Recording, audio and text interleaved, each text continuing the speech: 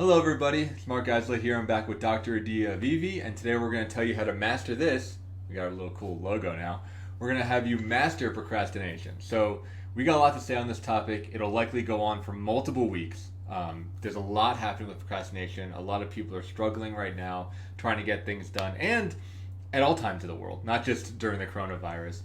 Having people take meaningful action in their lives, make decisions, is very difficult. So we're going to take our time, we're going to go through procrastination, and today we're going to start small with some of the stories that our brain tells us about procrastination, some of the things that go through our heads when we're experiencing that phenomena.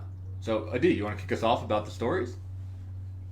Sure. I want to say that procrastination is this decision, this invalid decision that we make to do an alternative activity instead of an action that's committed to our goals, our wishes, where we want to head and go, or just some responsibility or accountability that we have. So we choose to do something else. And we often choose to do that because we're telling ourselves a story, either about the task at hand or the alternative activity that we choose to do. And it's really important to pay attention to it because once you notice that it's a story, you can act from a place of choice. So, what often happens is there's something you need to do, something you thought that would be smart of me to do.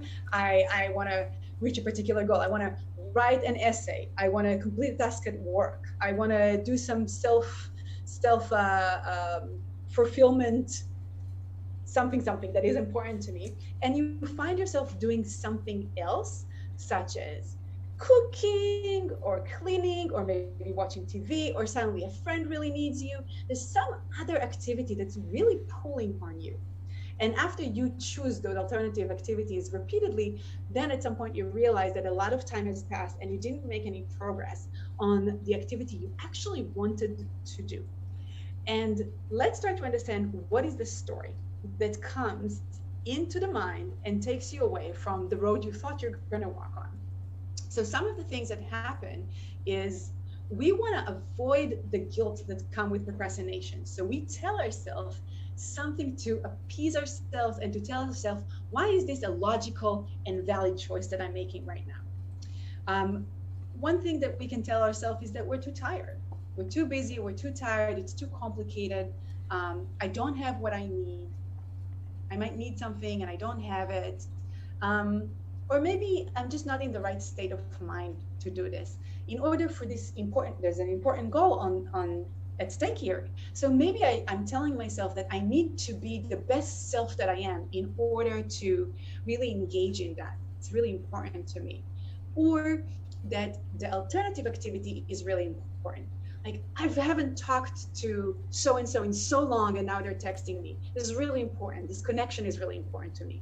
Or the sun is shining, it's a beautiful day, it rained for 4 days. If I don't go out and exercise right now, tomorrow might be raining again. So we're telling ourselves something either about the task that we want to fulfill and how it's a complicated one, we must be our best self to do it, or that the alternative one is for whatever reason the right one to go about at this very moment. And usually neither are valid. We're making a choice not for valid actual reasons, rather because we believe the storytelling practice of the mind that is taking us away from the reality of things, that we want to do the committed action, that we want to progress on our goal, that it would be best for us to complete this particular task so that we're not stressed out later, so that we don't disappoint ourselves or someone else. However, the story is very compelling. And a lot of the time, what's underlying this story is all sort of beliefs, fears, or even very old messages that we internalized. And we're going to talk about that. Do you want to add anything before we go to specifics? Yeah, I really like this idea of stories. It reminds me a lot of my early recovery and working with addiction, where when I was trying, not to do drugs, mainly marijuana was the one that was the most pervasive. I was trying not to smoke weed. my brain would throw every possible thing at the wall. Like even stuff that didn't make sense, right? It'd be like, oh, you need to smoke because you had a hard day. And I'd be like, no, my day, wasn't really that hard. It's like, oh, well then you just smoke and celebrate the good day you had. And it's like, oh, well, it wasn't that great. They're like, oh, maybe you're feeling lonely then because your day wasn't that good. Maybe you should smoke and, deal with the loneliness. I was like, not really. It's like, oh, you get high and call your friend. Like there's this compulsive thing that happens with the brain that, we've talked on this show and we'll talk a lot more about mindfulness of when you can actually watch the content of what's happening. A lot of these stories have this real kind of nefarious and sticky nature where they don't really care. Like the story's not true, what you're saying, Adi, right? Like it's not true. It's just trying to get you to engage in the behavior. It's this idea of the mind, Exactly. or the brain trying to convince the mind to resist, right? To engage in the procrastination behavior, which in and of itself can be very compulsive and very addicting for some people.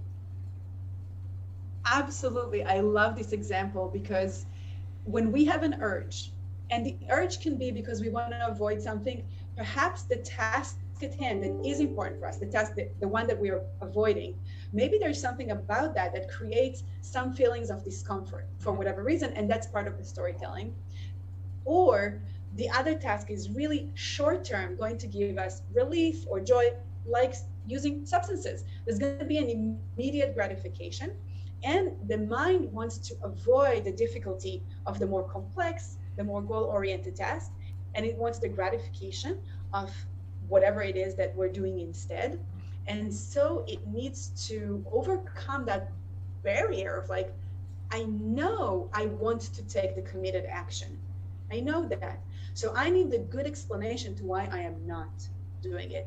And so I love your example of like the mind is trying everything, a little bit like a persistent child that's like, that's why I deserve dessert before dinner. Just like anything at all in the arsenal to try and allow the self to veer from the committed action toward the short-term gratification action. And one of the things that could be in that is just pleasure seeking. Just telling yourself that you deserve to enjoy, you deserve to feel good, and that language of deserving could be really, really seductive. If I deserve something or don't deserve, it's huge likelihood that I will either do it or not do it. Whether deserve, I'll do it, not deserve, I will not do it. So I don't deserve to suffer so much and to have to go through this in order to get to my goal. I deserve, like you said, some reward. I've already done so much today, or I deserve a moment of peace, or whatever it is, allowing ourselves to do something that isn't necessarily the most effective. The story is about deserving, undeserving, rather than effective, not effective choices in the moment. And that story is problematic because we're telling ourselves that what we do and what we get is because of some grand balance. And we can easily tip to the other side because if we continue to choose the short-term gratification activity, we will then feel undeserving. And we might be pulled to a new story that we deserve punishment or some kind of reprimand. When we shift for a story of will this be effective or not, we're more likely to make choices that the long term makes us feel good about ourselves and also get us to our goal. Another story that is often present for us is failure and catastrophe. Do you want to say something about that, or should I continue? Well, I guess talk about deserving. I think that's something. I think it's a really good point that you brought up of deserving, and a couple things come to mind. Is for me, deserving is this weird mutant child or mutant sibling of shame, right? Of like I should do this and I should not do that. In analysis, it's kind of like we call it a super ego introject, which means it's something that's coming from the culture or from up high down below. Like there's an authority component, and deserving, just like you said, it really short circuits a lot of us having our own agency in our life. It makes me think a lot, one, about myself, and two, a lot about a lot of the men that I work with.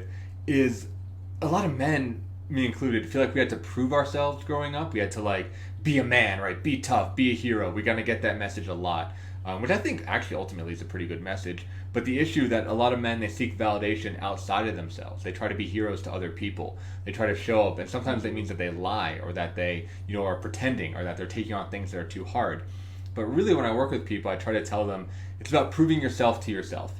And that's what I'm thinking about as you're talking, of the idea of if we start breaking promises to ourselves, or we start indulging in things that we know we don't actually like, if we binge on substances, or eat so much food, or eat candy, or don't work out that day, over time that self-esteem really gets eroded until our sense of self becomes incredibly wretched, like very, very negative, and the pattern just continues to intensify. I think there's something you probably know this better than me, Adi, from like DBT, but there's like behaviors become traits, become states. There's some kind of progression there where like the more you practice something, the more you practice procrastination, at some point you are a procrastinator, and once you're a procrastinator, right. It's really hard to get out. Yeah. And I love what you said, because I think one of the stories is the story of I can't. Mm-hmm. I can't do it. Once you continuously choose, like you said, to not progress on your goal, you will start believing a story about your incompetence, and you will feel really apprehensive about going about whatever it is you need to do, because the story will be like, I just don't have what it takes. I can't do this. I can only do this if someone else is involved. I am not good enough. Whatever the story is, which is connected very tightly to a fear of failure and anticipating a catastrophe. If I engage in this and it doesn't go perfectly my way, then I will be rejected, then I will feel horrible about myself. And that, of course, if that's what we believe, if that's the story, why would we go about that? Why would we go to that action? It's too scary. The thoughts that we are producing toward a task will often have a very heavy, it will heavily determine whether or not we can make a choice that will build our confidence or not. And doing something that's hard for us is a way to build our mastery. It's a way to prove to ourselves that we are capable. Absolutely, yeah. There's this idea in Buddhism called drala, which essentially talks about the little imprints that thoughts and actions make on our psyche. So every time we tell ourselves that we can't, or that we're going to fail, it's like a little hole getting punched in our self-esteem. It's very small in the moment, but over time those things start to add up. What Buddhism does, which I like a lot, is that it also applies to the physical space.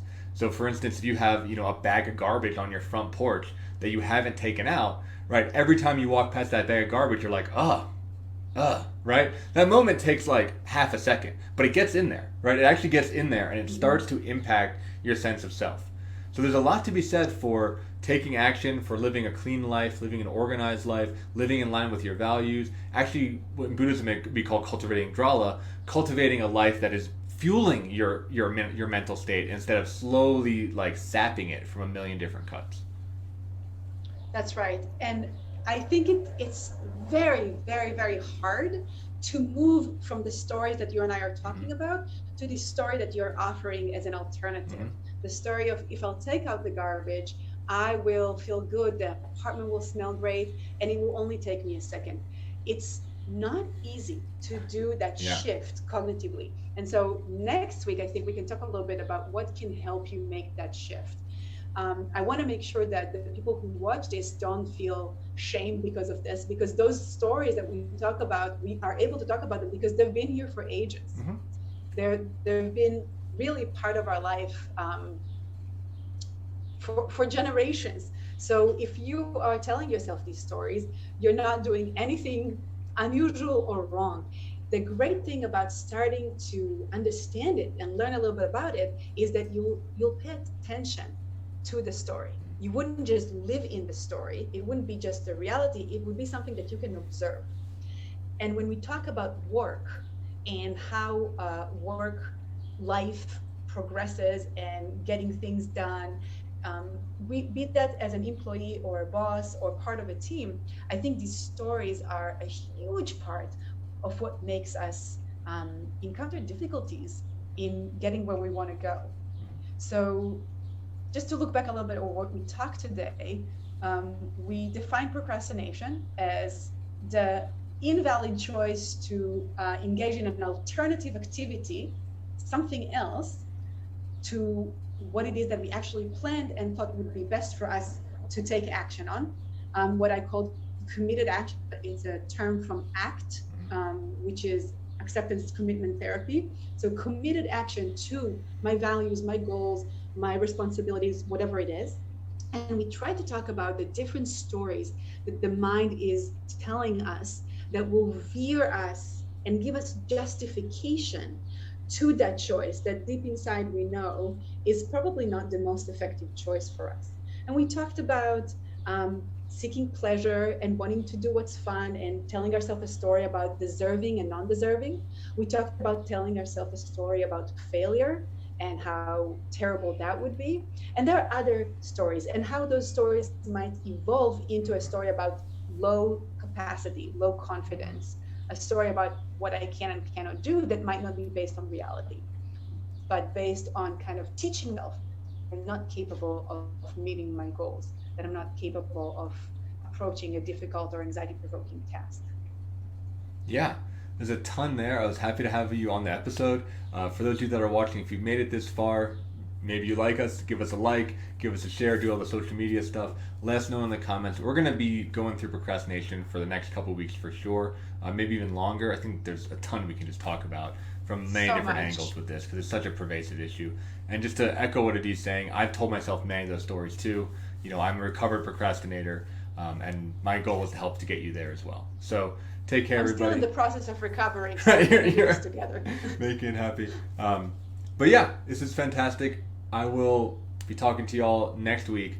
Tune in there. You can see us on both my Facebook page and Adi's Facebook page. Take care, everybody. And goodbye. Goodbye, everybody.